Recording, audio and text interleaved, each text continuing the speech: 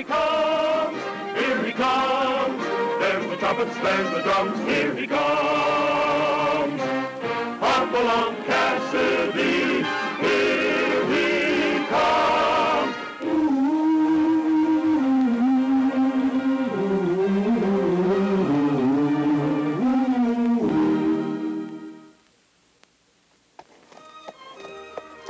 It had been years since I had been down here in the border district at Las Cruces, but I remembered it well because some of the finest saddle horses in the country came from this part of the Southwest. My saddle pal, Red Connors, and I were down here on government business. 3 weeks ago, the Army had made a deal with the owners of the Whitley Ranch for more than 600 horses to be used for cavalry mounts. And just 3 days ago, the Whitley outfit had sent word that they couldn't deliver. The entire roundup had been stolen. Trouble was brewing in Cuba. That country was to begin a fight for freedom. And since the U.S. was ready to step in on Cuba's side, those horses were needed right now. My mission was to find them and see that they got to the railhead. Just ahead was the Whitley Ranch House, where I meant to begin my job by questioning the foreman who had been in charge when the horses were stolen. How did this happen, Mr. Burke? We had the whole lot grazing down in the south section. The morning we were due to start the drive to the railhead, we found they'd all disappeared overnight. Well, it's kind of hard to believe that 625 head of horses just vanish into thin air. Ours did, and right across the Mexican border. You think the rustlers were Mexicans? What else could they have been? We followed the trail of those horses right to the line, and that trail went across the border. Well, I just asked because this would be the first time in 5 years there's been a raid across the border. Yeah, and they had to pick on us for that one. Well, if the horses are in northern Mexico, I have friends down there that'll help me get them out. I sure hope they can. Otherwise, I'll be looking for a job. I'll do my best. Well, Red, let's you and I take a look across the border. See you later.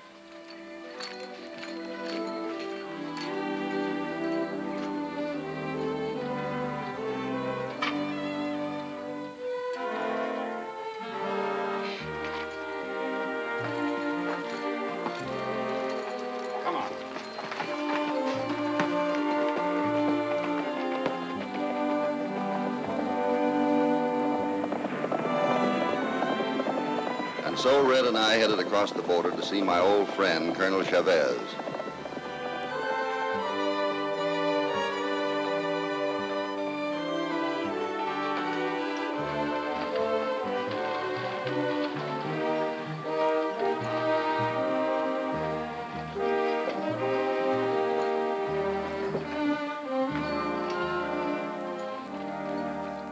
So that's why I came to see you, Colonel Chavez. Hoppy, my friend, if it were not so serious, I would laugh. Do you think that over 600 horses could be run across the border in my district without my men knowing something about it? I've known you too long to think that.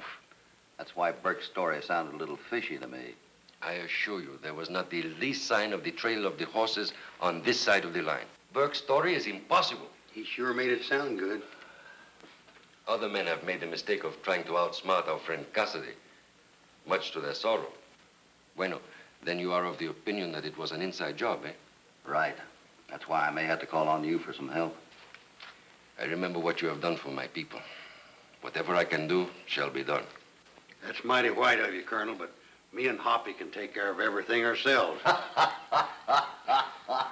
You know, every once in a while, Red gets the idea that he's a one-man army. Oh, Hoppy, just that every once in a while I forget to think. Once in a while? But he usually comes through. A man after my own heart. If you wish, I can arrange to have men in civilian clothes to ride back with you to the Whitley Ranch. No, not yet. First, I want to find out who's behind this horse stealing. That is wise. Then you mean to have a talk with Nelson Whitley, eh? Yeah, within the hour. Then we'll have some idea what we're up against. Adios, mi amigo. Hasta la vista. Adios. Adios, Colonel.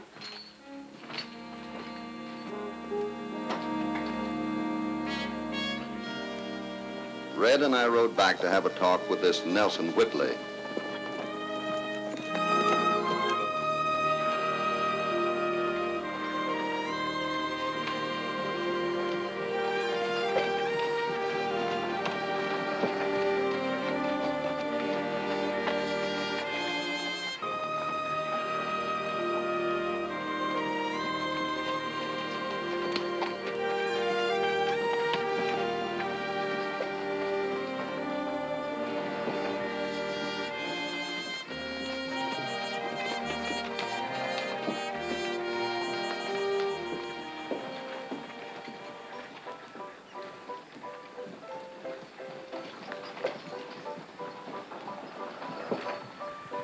Looks like this Nelson Whitley just about owns the whole blame town. And most of the surrounding country as well.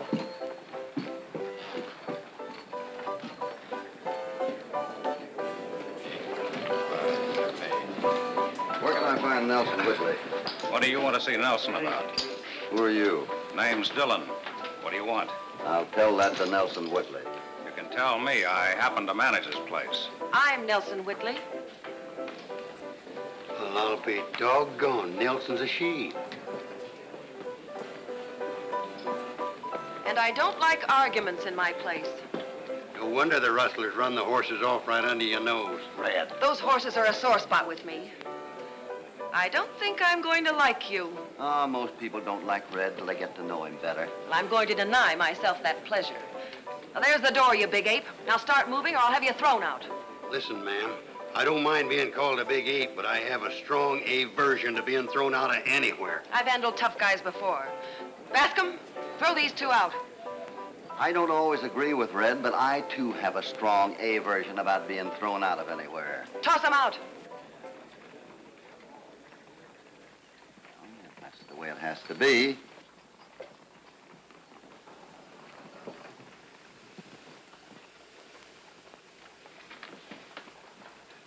I'll take that one.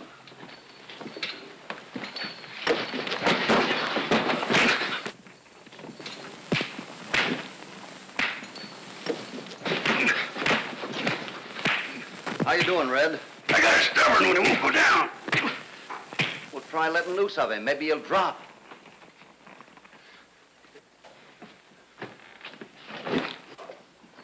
It worked. Keep him covered, Red. Put that bottle down. Not until I've chased you out of here. Are you going to behave yourself, or do I have to turn you over my knee and give you a spanking? You wouldn't dare. Wouldn't I? I believe you would. That's better. What did you want to see me about? Horses. 625 of them. Put up your gun, Red. You won't need it. Is that understood, Dillon? Yeah, boss. And we can talk in my office. This way.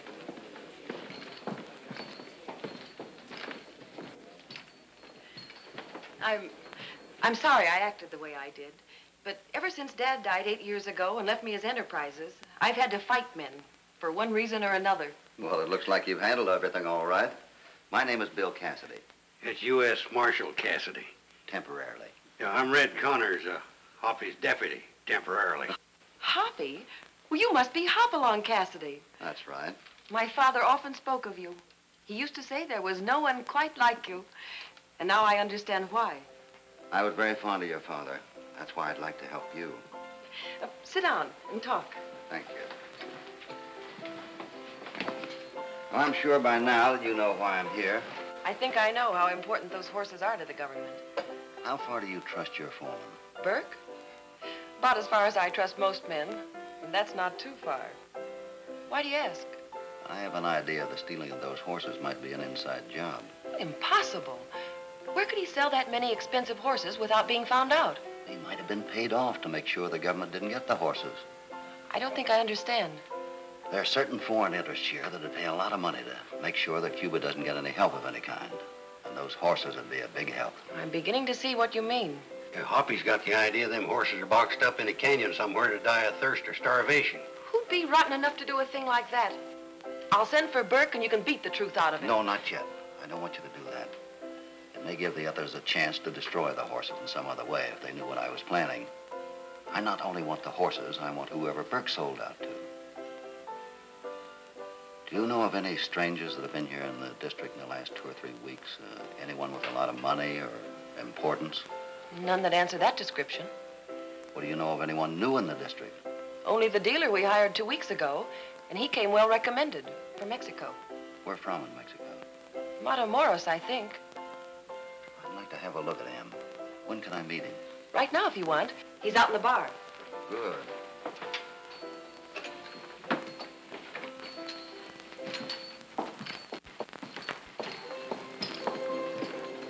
Gardena, Senorita, this is Mr. Cassidy. pleased to meet you, senor. How do you do, sir? Miss Whitley tells me you're from Matamoros. I wonder if you happen to know my friend Don Romero Diaz down there. He has a hacienda on the Matamoros River just outside of town. Oh, surely I know him, senor. Everyone knows Don Romero. And how is he? Have you seen him lately? Within the past year, he was quite well. Thanks. I'm glad to hear that.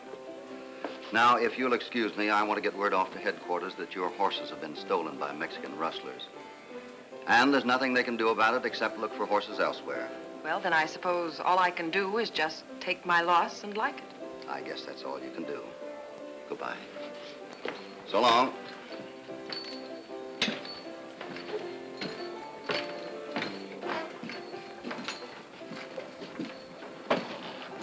Hey, Hoppy. I know you got something on your mind, but why did you say we're giving up? To throw Grjngo off the track. Why? I don't think he's ever been in Matamoros. I don't think he's a Mexican or even Spanish. And if there's a Matamoros River, it's news to me. And besides, my friend Don Romero Diaz has been dead for 5 years. And he fell for the trick. Sure. What do we do now? Back to the border and Colonel Chavez. Maybe we can learn some more about Senor Gardena. He could be our man.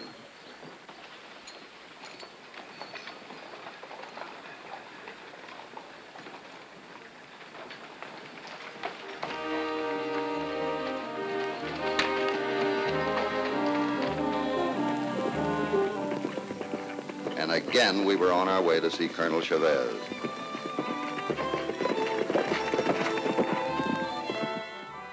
And do you know, Hoppy, it took us over 20 days to get the men and equipment to that place. With your permission, eh? Surely. It is the answer to my telegram to headquarters. I will translate. Regarding information requested concerning one Ramon Gardena, it is one of his many assumed names. He is not Mexican and is believed to be of Central European ancestry. He was expelled from Mexico 2 months ago on suspicion that he is a foreign espionage agent. That's all I need to hear. Now I want 4 of your men in civilian clothes, and I'll take the responsibility for them being on our side of the border. It will be as you wish. I personally will select 3 of my best men. With Colonel Chavez, Hoppy said he wanted 4 men. There shall be 4 men, my friend. 3 others and myself. Thanks, Colonel. Now, what do you plan to do? You and your men had better stake out near the Whitley Ranch. I think I can trick Gardena into showing us where those horses are hidden. And if my plan works out,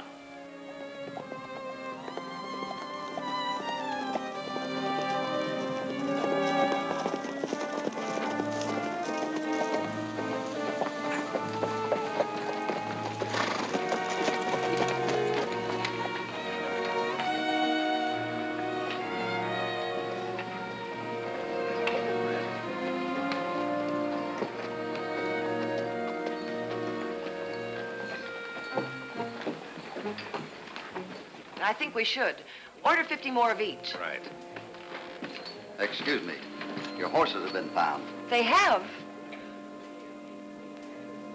Wonderful. Where did you find them? I didn't. It was a couple of Mexican wood gatherers. The horses are boxed up in a canyon on this side of the border. I just got word from Alanchi. That's the best news I've heard in a long time. Now, we're on our way to Alanchi now. Within a few hours, your horses should be back in their own pastures. Come on, Red.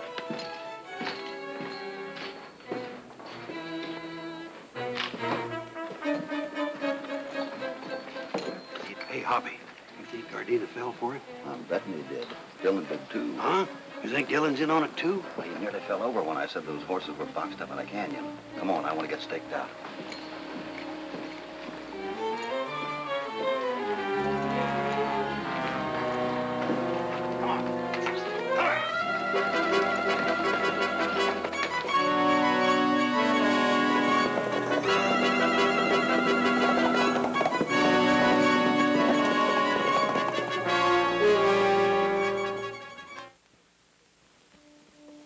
Red and I had staked out on the road that leads to the Whitley Ranch.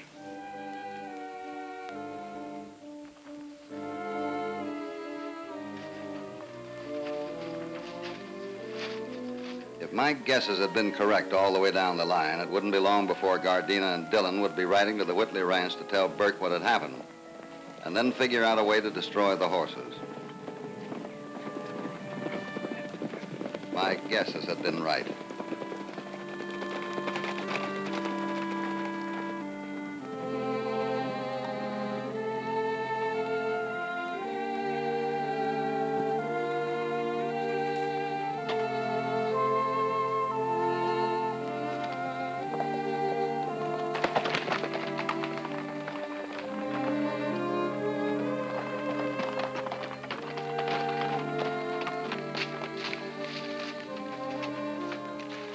We waited until we could trail them without being seen.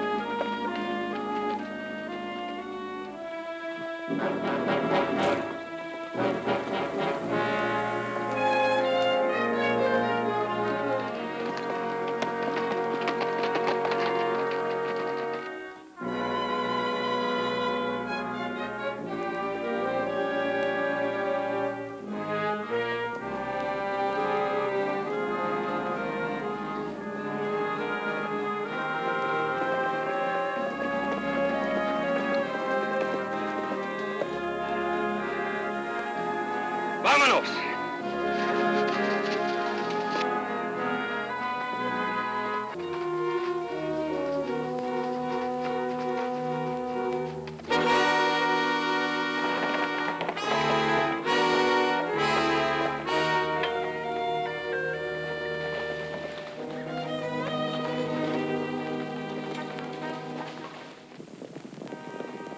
Colonel Chavez was following my instructions perfectly.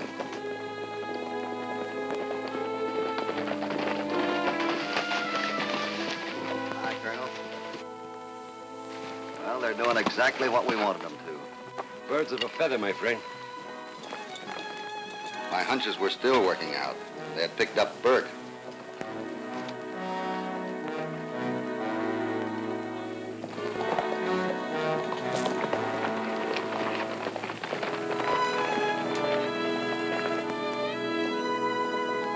Let's go.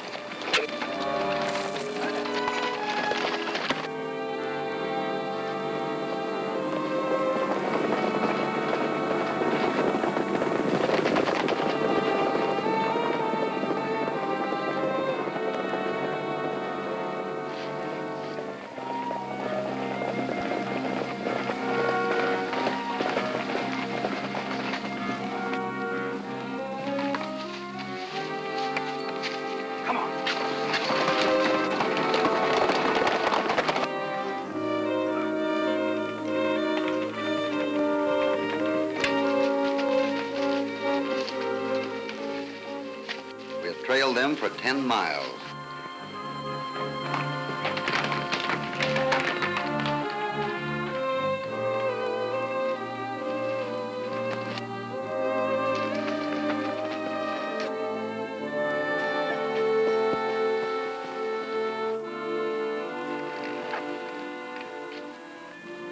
There, a mile ahead of us, in the dead-end ravine, were the horses. Logs had been placed across the narrow entrance to the steep wall ravine, making a perfect cage for the horses.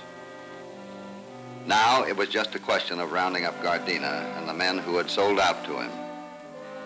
They had set the ravine on fire. With the wind blowing down the ravine, it would be only a matter of minutes until there would be nothing left except blackened ashes. Now the diabolical plan to destroy the horses was clear. You go after the men. We'll get the horses. Again. Vaya derecho. I sent Colonel Chavez and his men to keep the Gardena outfit off our necks, while Red and I went to break down the barrier that kept the horses in the ravine. Keep going around that way.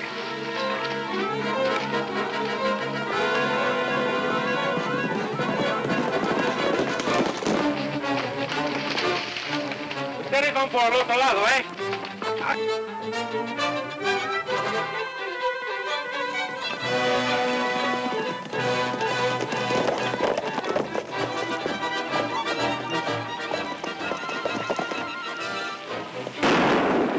Those shots meant that Colonel Chavez had caught up with the Gardena outfit.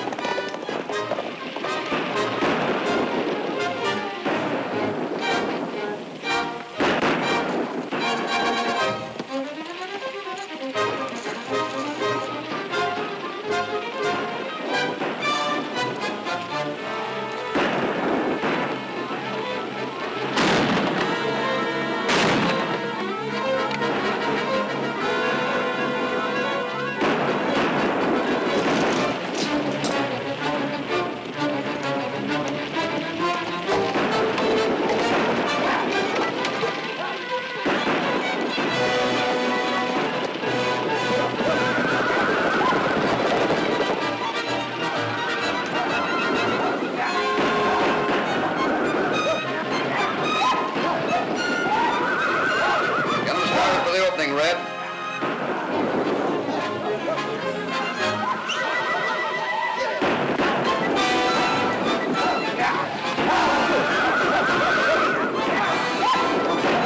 Now they're all heading for the opening, Red. Keep them moving.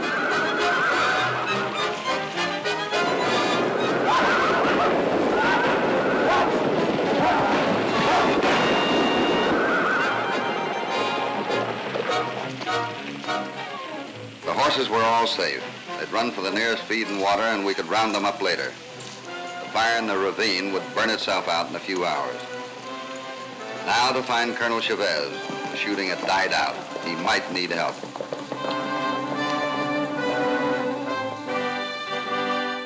But Chavez didn't need any help. He had carried out his end of the job just as I felt sure he would.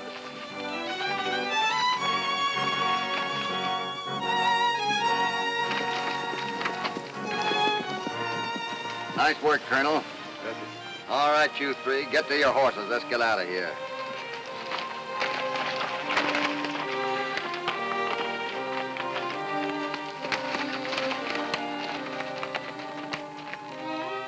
Well, that just about takes care of everything, Miss Whitley. Gardena, Burke, and Bascomer are in jail waiting for trial. Your horses are in the pasture under government guard. For a couple of days' good feeding, they'll be on their way to the railhead. You've done a great job, Hoppy.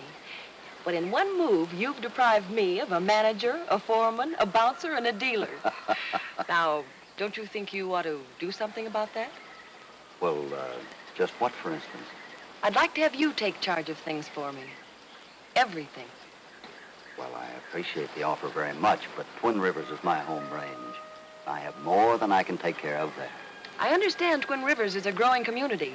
I may come up there in the near future to look over the opportunities for investments. We'd be very glad to see you. Well, goodbye, Miss Whitley. Goodbye, Hoppy, and thanks for everything. Goodbye, Red. Say, ma'am, could I ask a question? Go ahead and ask. How come you have a man's last name for your first name? Red, I've been asked that same question hundreds of times. But for you, I'm going to answer it. You see, my father's name was Whitley, and my mother's name was Jones. Now, I had an Aunt Sophie and an uncle named Hemingway. So they all got together and decided to name me Nelson. Does that answer your question? Yeah. Come on, that's a long ways to the bar, Twilight.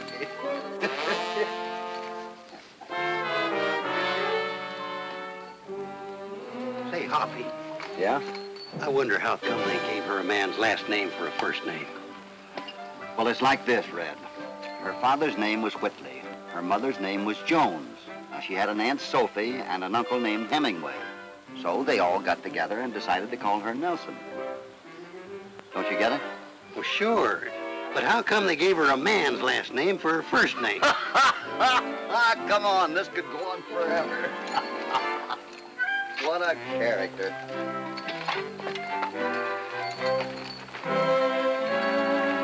Goodbye.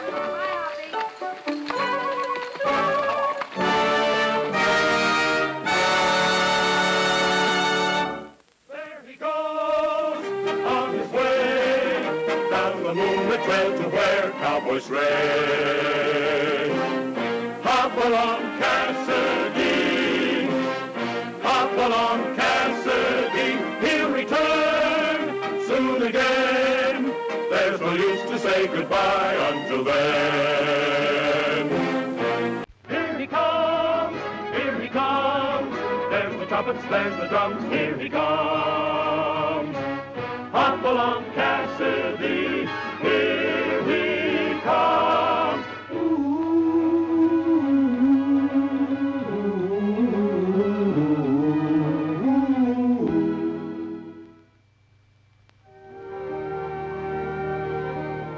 Deep in the heart of the great Southwest lies the fertile valley of Twin Rivers.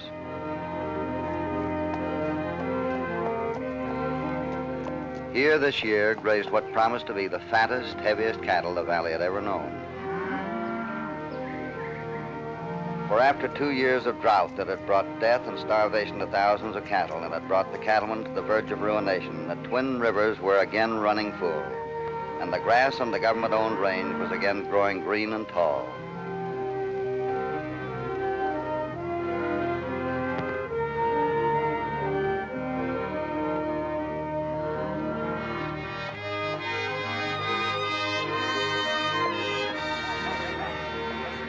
Now at last the cattlemen could breathe easier. 2 months of feeding and their cattle would be ready for market. Their heavy mortgages would be paid off. Prosperity was just around the corner.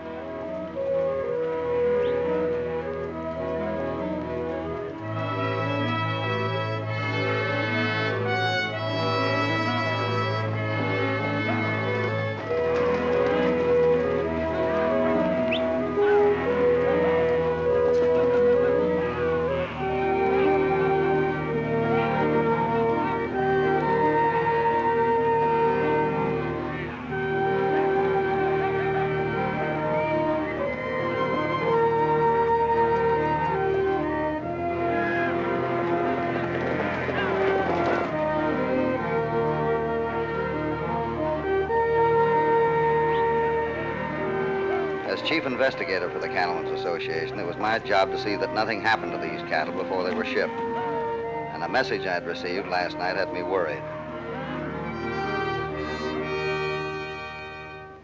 When we rode into the little cattle town of Twin Rivers that morning in answer to an urgent message from the Cattlemen's Association, I knew that trouble with a capital T wasn't far off.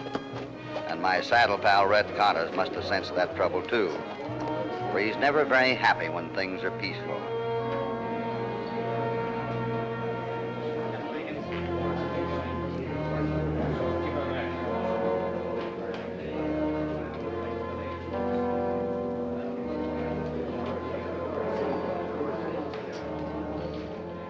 Sam. Hello, Hoppy. Red. Hi. I suppose you know why I sent for you? Well, I can guess. I've already heard that Bob Norman got back into town last night and he's figuring on running sheep here. Right. What do you intend doing about it? Like I was telling Hoppy coming into town, if we can round up enough cattlemen, there won't be a sheep get within 100 miles of this town. That goes for the sheep herders, too. But, Red, there's no use taking a chance on killing off a lot of men just to keep a few sheep out of here. I don't care how it's done, but I give you my word, if one head of sheep comes into this district, it means a fight to the finish. All right, Sam. We'll see what we can do about it. Come on, Red.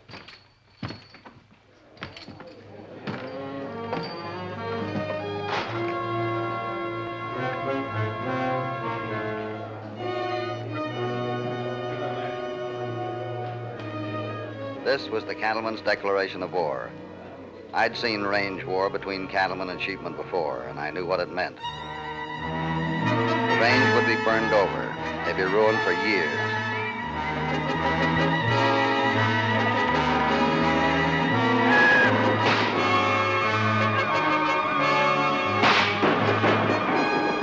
Ranch houses and buildings would be blown up.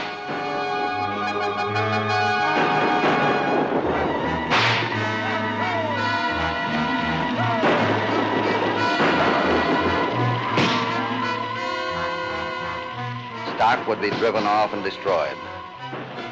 Men, yes, even women and children would be killed in a senseless, ruinous struggle.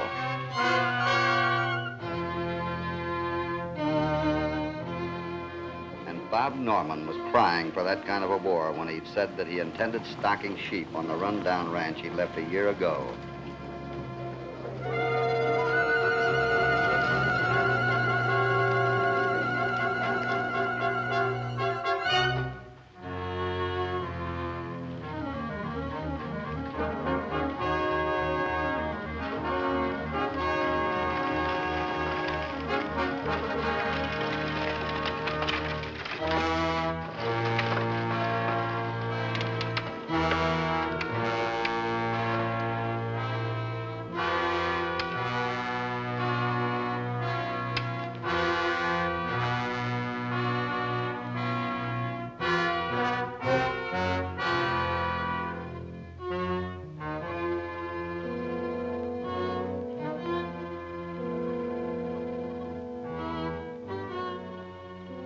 I don't know who started it, but all of a sudden, there it was.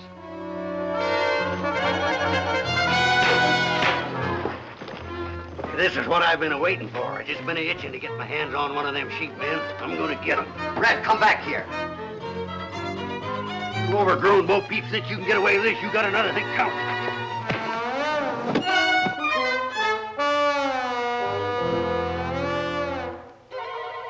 Anybody else want to fight? I knew it. All right, break it up, all of you. Don't try to tell me what to do. I'm telling all of you what not to do. Well, you ain't telling me. Think maybe we'd better try to settle this without gunplay? Do as Hoppy tells you, Biggs.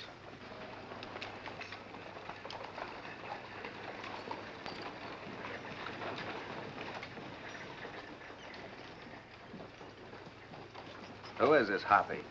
Hopalong Cassidy, investigator for the Cattlemen's Association.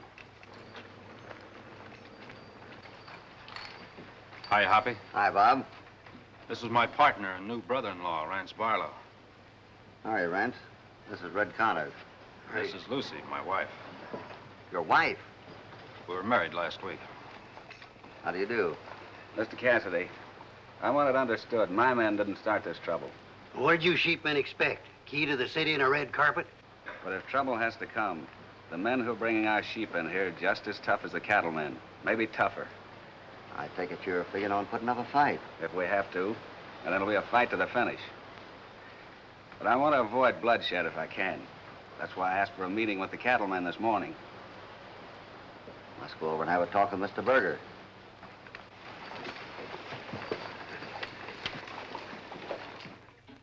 There you have it, Mr. Berger. My sister and I were running out of grazing land. So when Lucy married Bob, we decided to pool our interests and bring our sheep down here to his ranch. We've got to move them or they'll starve. Bob, you were raised in a cattle country. You know why we can't allow you to come into this district. We've had a drought here for 2 years, and now that the grass is beginning to grow green, why, sheep would ruin this range for another 2 years. We have to think about ourselves, too, Mr. Berger.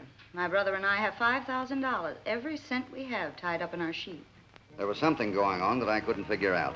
Bob was not the same boy I'd known before he'd left for Montana. All through the meeting, he had avoided my eyes. I'd let Barlow and Lucy come up with all the answers. As far as I was concerned, these people didn't talk or dress or act like sheep people. It was about time for me to ask some questions. Bob, where are your sheep now? Why, They're over in New Mexico. My herders are ready to start the drive the minute I give the word. What are they, Marinas or Durocs? Why, they're half and half. Half Merinos and half Duroc. Catching cold? Lucy had stepped right into my little trap. If these people had known anything at all about stock, she would have known that Durocs are not sheep, but a breed of pigs. I hate to see a range war break out here in Twin Rivers, but I just don't see how it can be avoided. Unless you have some other idea, I'm sure Mr. Berger would listen to any reasonable proposition. If it'll avoid trouble, I'm willing to be reasonable. If the cattlemen will pay us the cost of our sheep, that's all I want. If you think for 1 minute that I... Just a minute, Sam. Let me handle this, please. We're going to keep out of this fight, even if we have to buy our way out of it. Now, you say you have $5,000 invested in your sheep. It'll take probably a week to raise that much money. But if I give you my word that you'll be taken care of within that time, will you agree to keep the sheep out of here? What do you say, sis? if Hoppy gives you his word to do something, you can take it. All right. We'll give you a week to raise the money. Thank you very much. Let's go.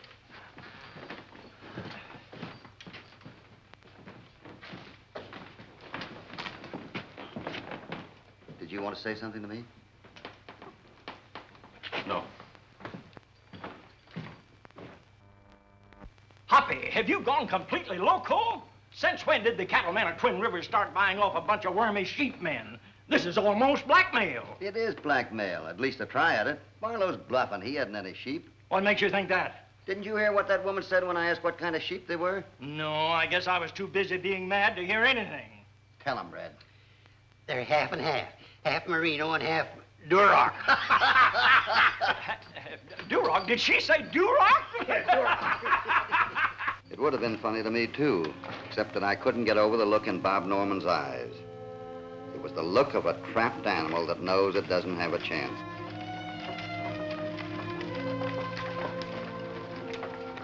And it wasn't funny to think what Bob's return to Twin Rivers, a married man tied up with sheepmen, was doing to Mary Warner, our little postmistress.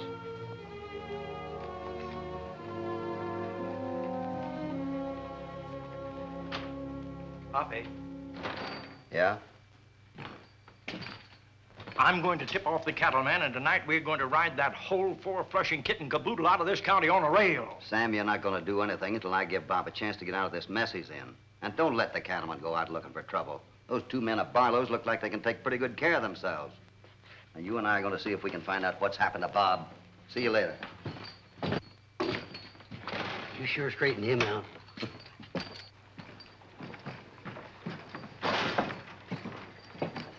Hi, Mary.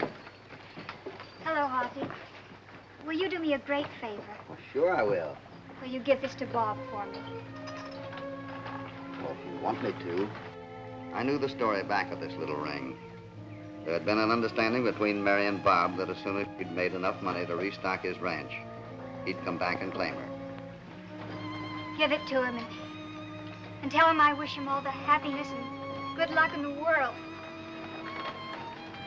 That's another count against that bunch of no-good fakers.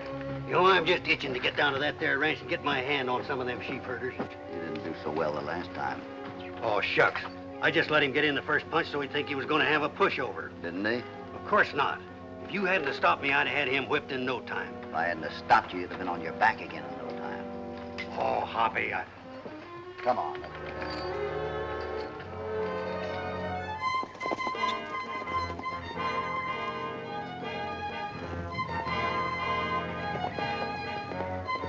Before I could do anything to help Bob Norman, I'd have to find out what kind of a hold Barlow held over him.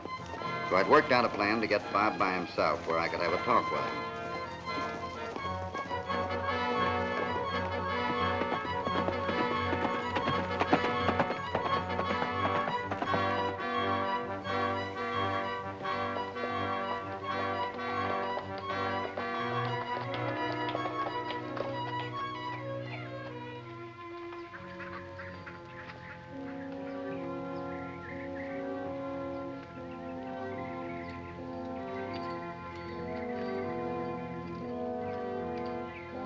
Hi, Rance. Hi, Cassidy. What is it? I want to talk to Bob. There's a little matter of an unpaid feed bill that he owes the Cattlemen's Association. It's funny you didn't run into him on your way out from town. We took the shortcut. He's on his way in there to see you. What about? He's afraid. So am I, for that matter. When we got back here today, we found a note on the porch telling us to get out without waiting for any payment. It was signed Sheep Haters. Let me see that note. I don't have it. Bob must have taken it with him. Well, he's liable to be riding into trouble. There's some trigger-happy cattlemen in this part of the valley. Come on, let's see if we can stop him.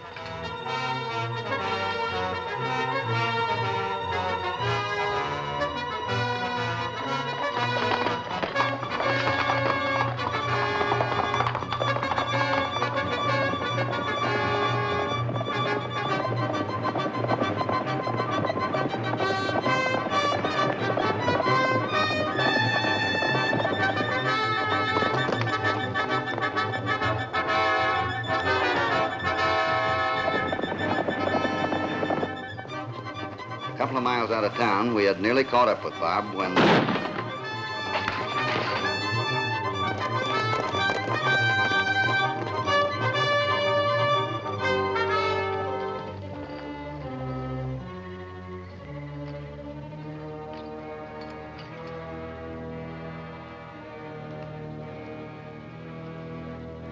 Brett, give me your handkerchief.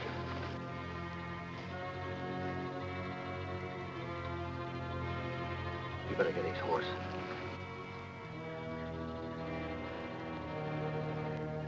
The men who had shot Bob were too far away for me to make out who they were. But if they were some of the cattlemen who had decided to put an end to Bob's career as a sheepman before he got started, they'd answer to me.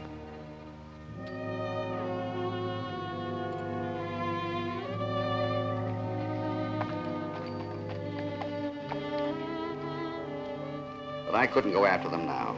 Bob was badly hurt and needed a doctor.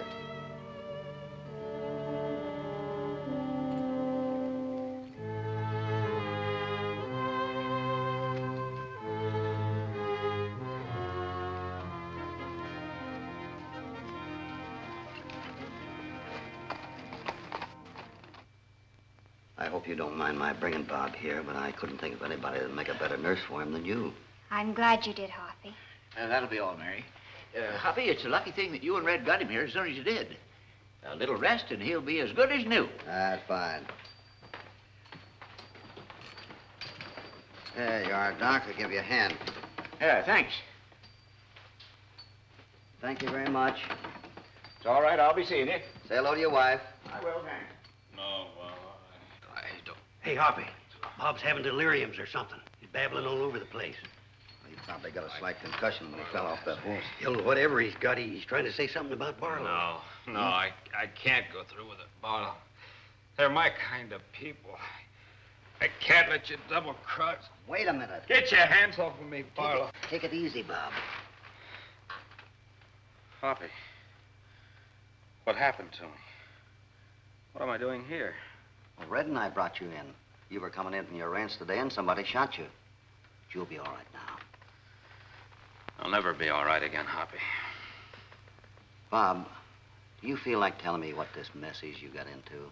Maybe I can help you. It's not a very pretty story, Hoppy, but I was coming in to tell you about it anyway, so here goes. I was over in New Mexico when I met Lucy and her brother in a gambling hall where they were working. I guess my foolish bragging about my ranch being worth a lot of money caused it, but anyway, they got me drunk one night. The next morning, they told me I was married to Lucy. I tried to get Lucy to call it off, but it was no dice. When I told them that I wasn't rich, that my ranch was worthless, Barlow dreamed up the scheme to swindle the cattlemen by threatening to run sheep in. Lucy promised me my freedom if I'd go along with the idea, but when I saw you this morning, then Mary, I knew I couldn't go through with it, even if it meant being stuck with Lucy for the rest of my life. Bob, did you tell Barlow that you were walking out on him before you left the ranch today? I told him I was going to tell you the truth no matter what happened. What was his reaction to that? He said if I was going to be a fool, there was nothing much he could do about it except call the whole deal off. Now, ain't that just like a bunch of dumb sheep herders spoiling all their fun by giving up so easy? I don't think they gave up. They thought they were playing it the smart way. I don't get it. Wait a minute. Now I was beginning to get a clear idea of who shot Bob and why. I was sure that Barlow had sent his gunmen after the boy to quiet him for good before he could talk and spoil their deal. Some unknown trigger-happy cattleman would be blamed for the killing, leaving the Barlow outfit to collect and pull out with no one the wiser. Red, I've got an idea that might work. What is it? You and I are going out and have a talk with Barlow and his men. We'll be back as soon as we can. All right, Hoppy.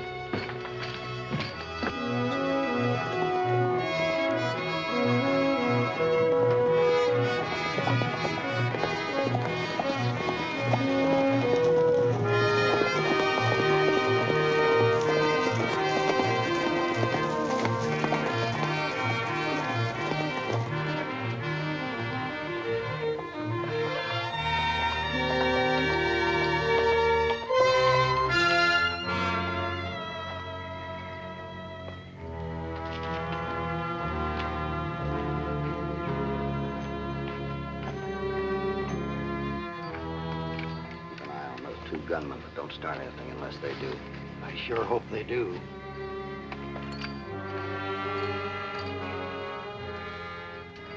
Hi. Something you want, Cassidy? Yeah, I want to talk to Barlow. I got some news for him. Hi, Rance. Hi, Cassidy. What is it? Having trouble raising the money? No, not at all. The association will have the money for you by noon tomorrow. I just thought I'd better tell you to keep your eyes open until you're paid off. Looks like we might have a little trouble with the cattleman. Is that so? Yeah. Bob Norman was shot this afternoon. Shot? Yeah. Was my partner killed? Oh, no, he'll be all right in a few days.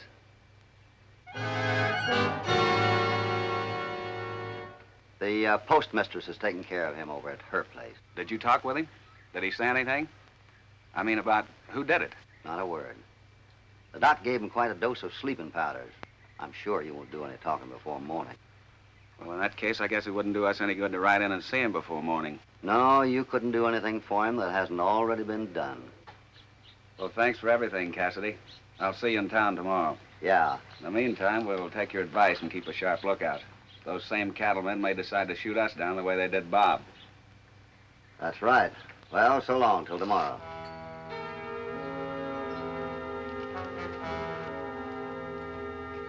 Come on, Red. Let's see if we can find out who those cattlemen are that shot Bob.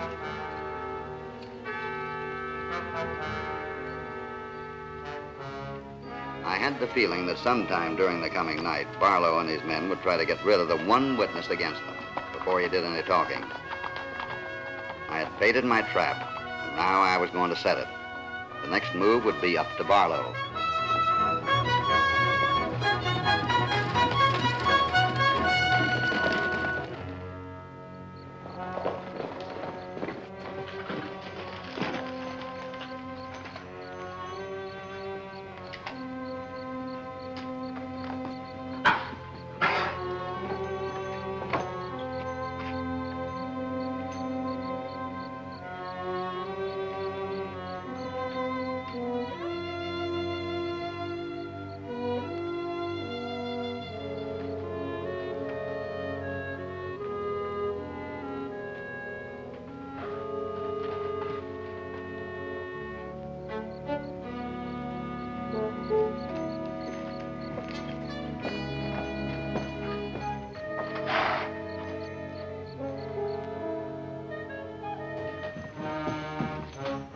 Who are you?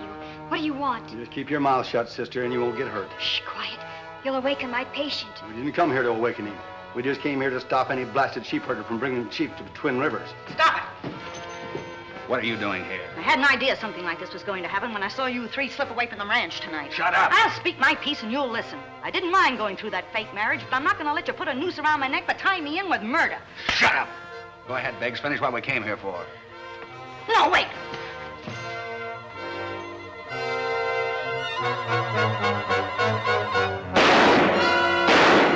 Get your hands up.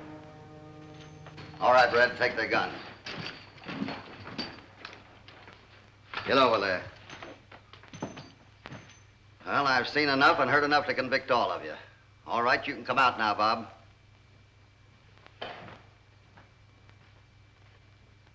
What's going on? Maybe you better show them, Red. You dumb sheep herder's just been wasting good lead on a dressmaker's dummy.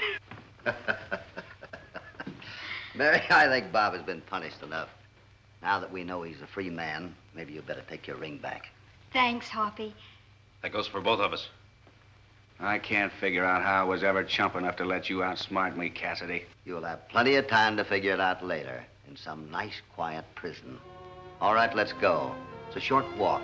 The jail is just across the street.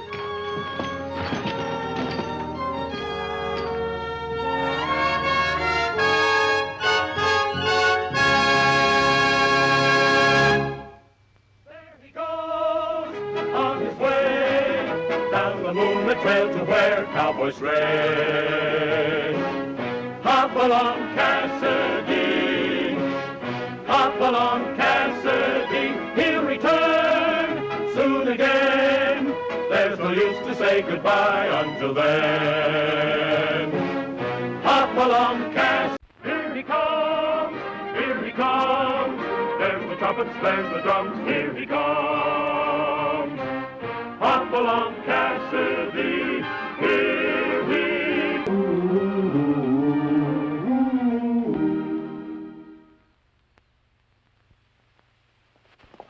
Little things can lead a man into a lot of trouble, like the time Red Connors and I went searching for some strays. We covered almost every acre of our 20 land before we realized that our luck was running out faster than those strays could travel.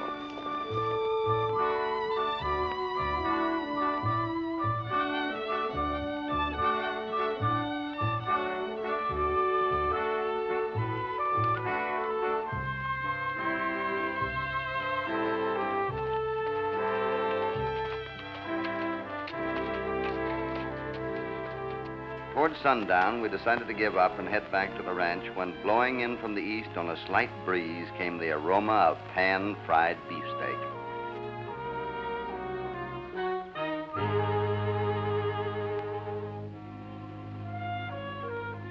Beyond a fringe of nearby brush, smoke of a campfire curled skyward.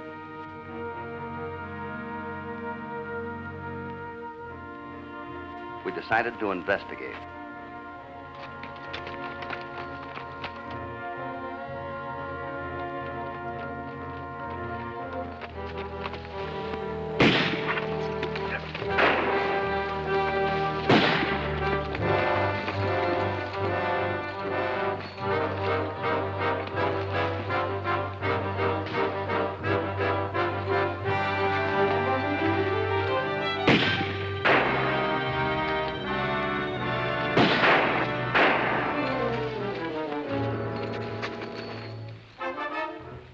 Appears to be two of them. Yeah. Keep drawing our fire. I'll get around back up.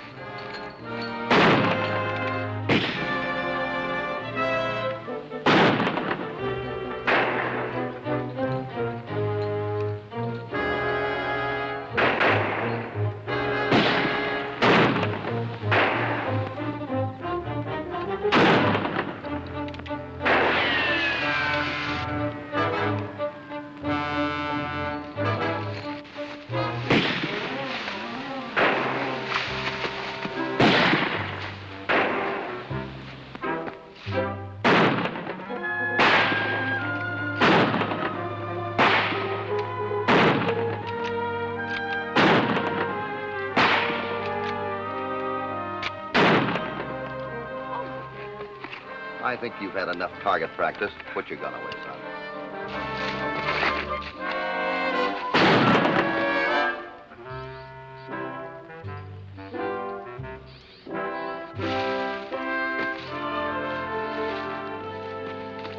Now that you've caught up with us, what are you going to do? I haven't decided yet.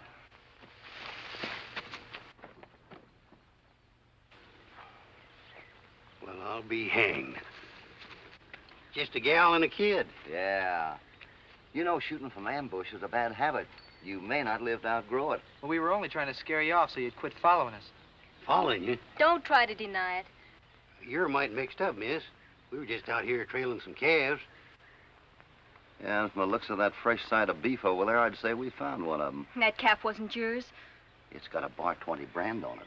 Mister, Judy and I don't know anything about brands. We just found the critter running loose and figured nobody owned it, so we helped ourselves. So that makes you and your sister cattle rustlers. Don't let them frighten you, Tom. They're just trying to make trouble. We'll pay for that calf just to get rid of you, Tom. Here, take this and move on. But you may need this. Besides, I don't expect you to pay for that meat. I insist. We can take care of ourselves. And why are you trying to stop us from reaching Mesa Springs? Is that where you live? Well, we aim to as soon as we claim the property, Uncle Judd. That's enough, Tom. Hey, wait a minute. That property might explain things.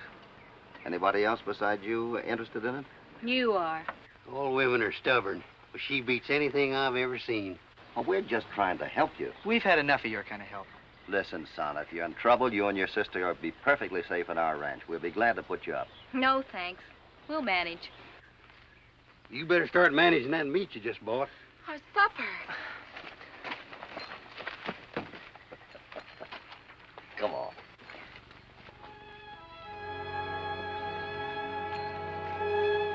I figured it was useless to try and reason any longer with a couple of confused kids. We headed back to the ranch.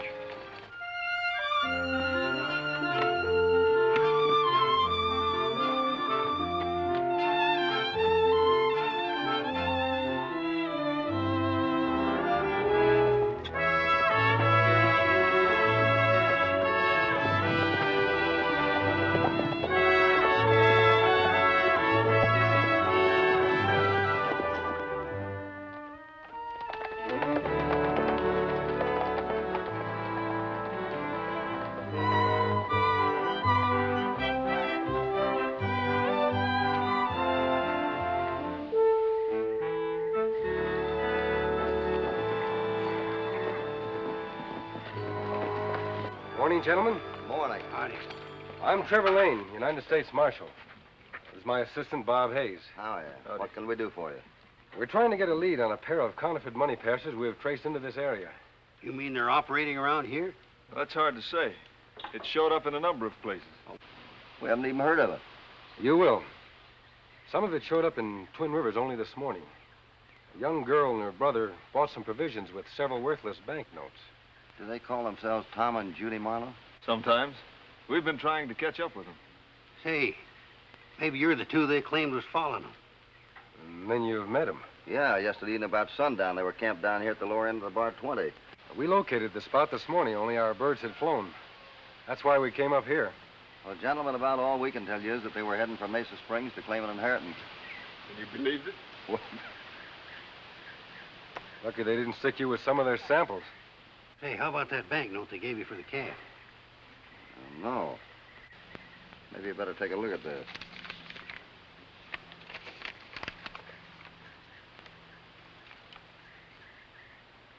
Looks like you're out one calf. So, what can I do about it? You hold on to that. We might need it as evidence when we catch up with that pair. See you later. Right.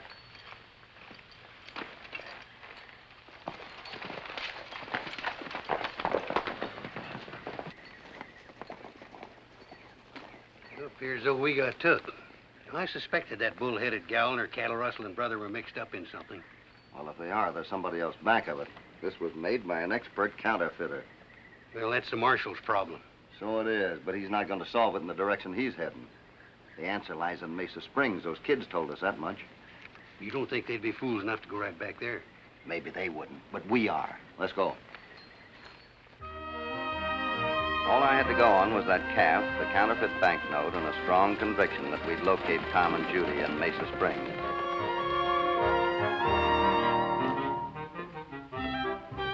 By late in the afternoon, Red and I had searched everywhere for Tom and Judy without finding any trace of them. I was ready to admit that Red had been right all along, that the girl and her brother had never intended coming to Mesa Springs.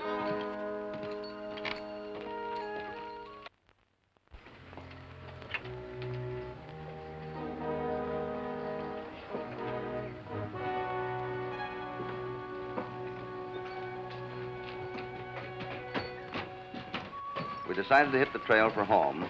Then I spotted it.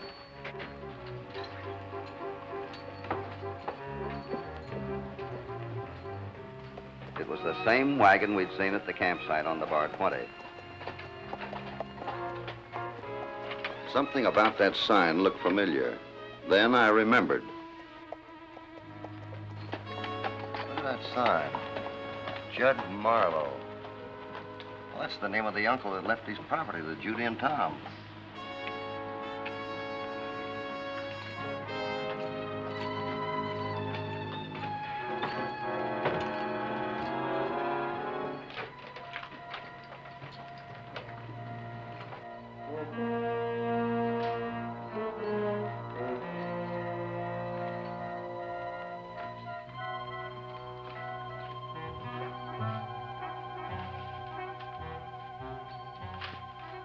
Whatever we expected to find inside a newspaper office didn't appear to be in this one.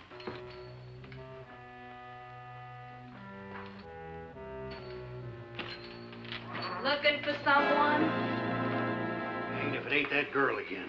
Disarming you is getting to be a habit I don't like, Miss Marlowe. You have a habit I don't like. I suppose you're going to deny having followed me here? Not this time. Where's your brother? You ought to know. What have you done with him? You mean he isn't here with you? You know very well he isn't. When I woke at our camp this morning, he was gone. I thought he came over here on his own, so I drove over to look for him. You've taken my brother someplace. No, I think the law beat us to it this time. The law? But Tom's done nothing wrong. That's a matter of opinion, young lady. Remember this? Is that the money we paid you for the calf? That's right, and it happens to be counterfeit.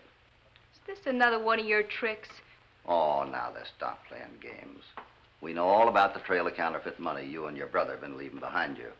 Counterfeit money? Where would Tom and I get hold of counterfeit money?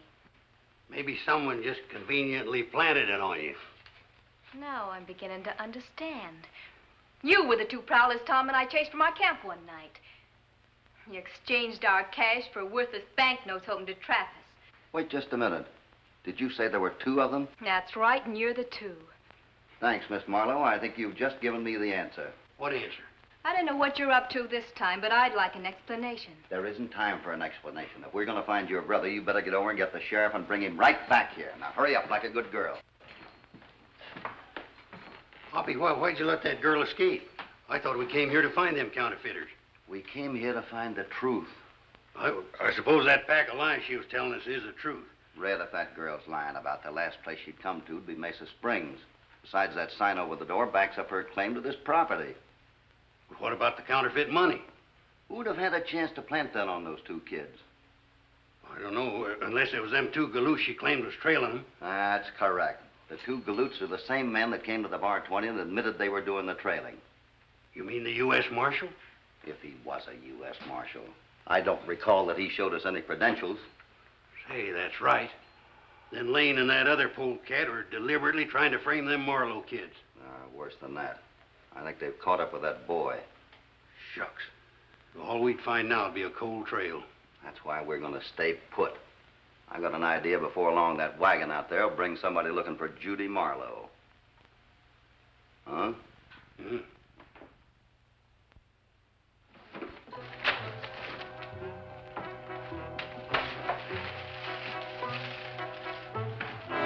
Don't move.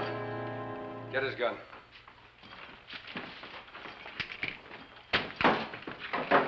Now, where's the girl? I wouldn't know exactly. He's lying. Or stalling. Better get outside and look around. You've gone to an awful lot of trouble to keep Judd Marlowe's heirs from claiming this place. That would be hard to prove. Marlowe didn't leave much worth claiming. This is a newspaper office. He must have left a printing press. Where is it? They say Marlowe disposed of everything before he died. Yeah? I got another notion. That press is being used someplace to turn out counterfeit banknotes. Maybe you're right.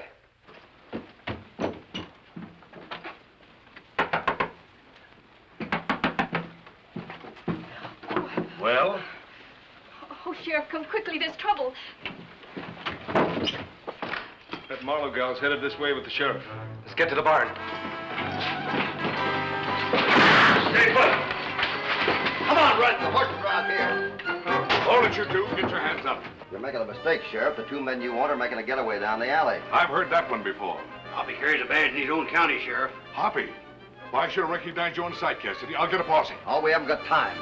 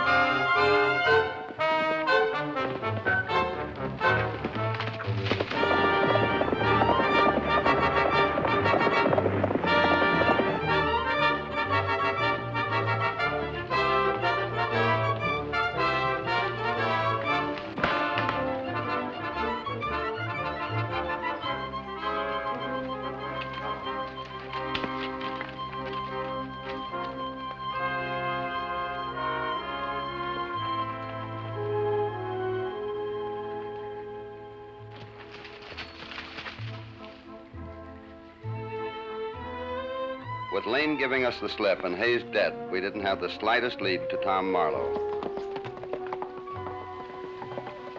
Hayes's horse seemed to be taking a familiar route, maybe from force of habit.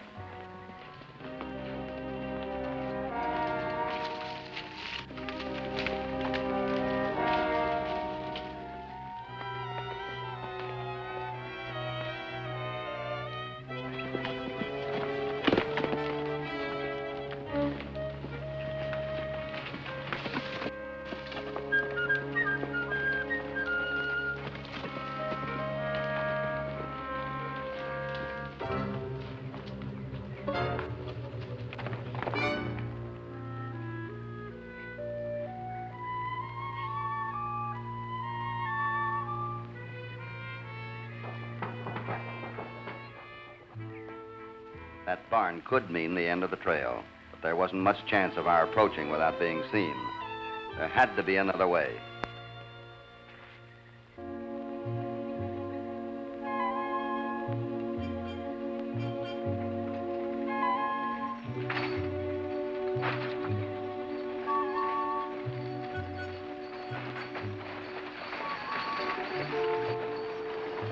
Red thought it strange a wagon should start out the way that one did.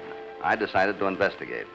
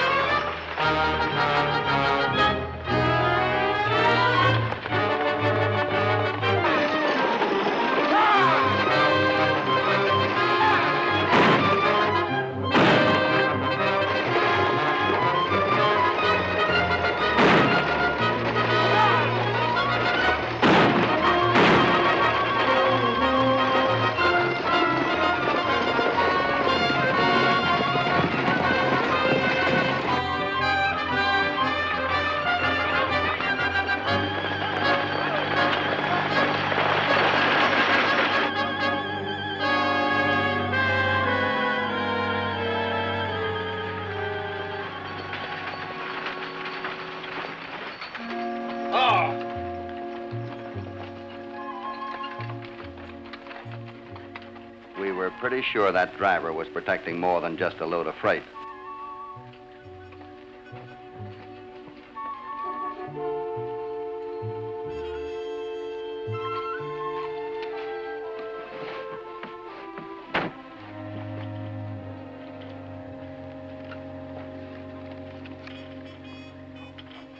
It didn't take us long to discover it was counterfeit banknotes.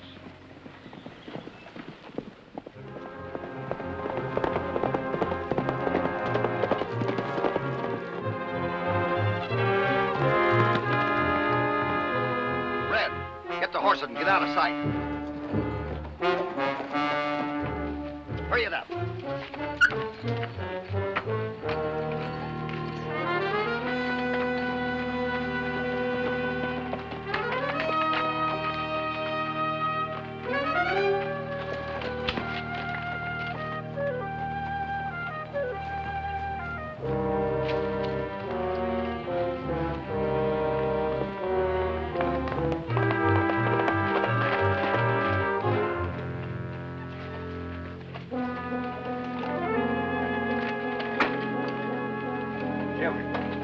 What happened, fella?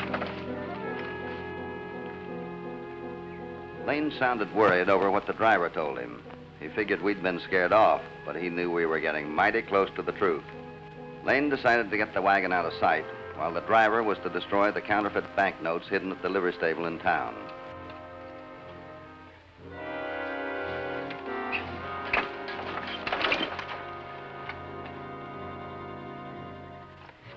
But if I knew Red, that driver was due to have company.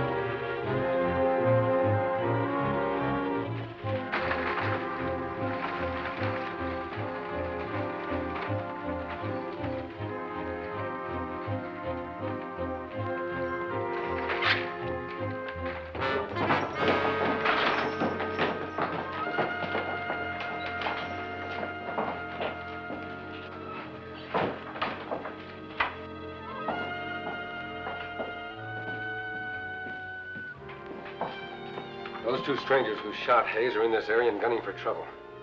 Better get outside and keep your eyes open.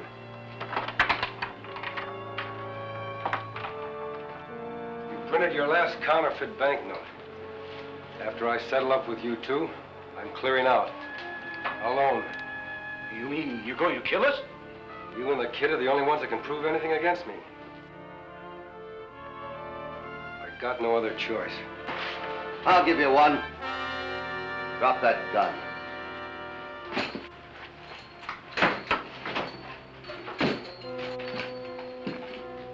Untie the boy.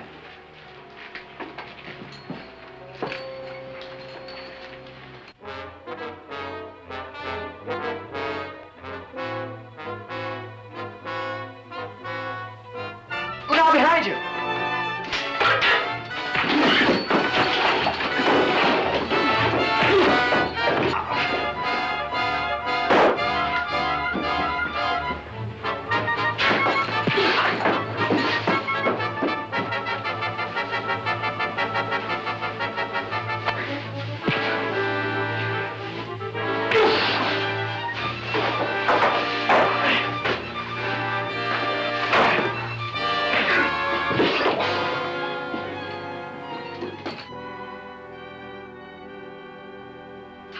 Are you all right? Sure, sis, I'm fine. I was afraid I'd never find you.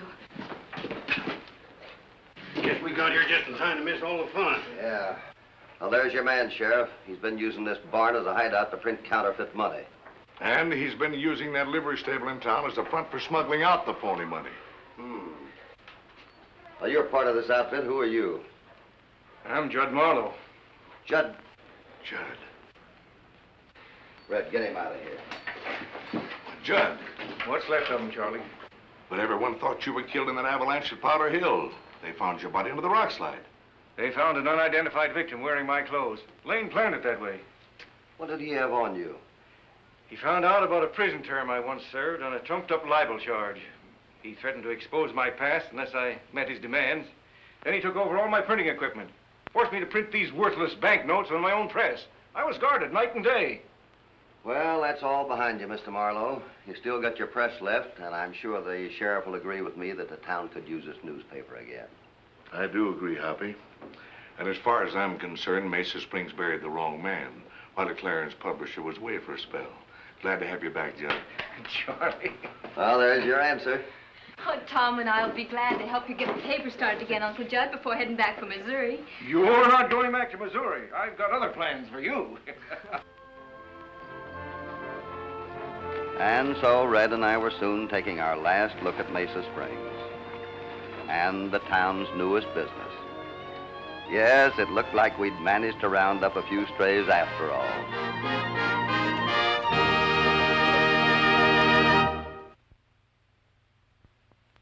There he goes on his way down the moonlit trail to where cowboys race. Hopalong Cassidy, Hopalong Cassidy, he'll return soon again. There's no use to say goodbye until then.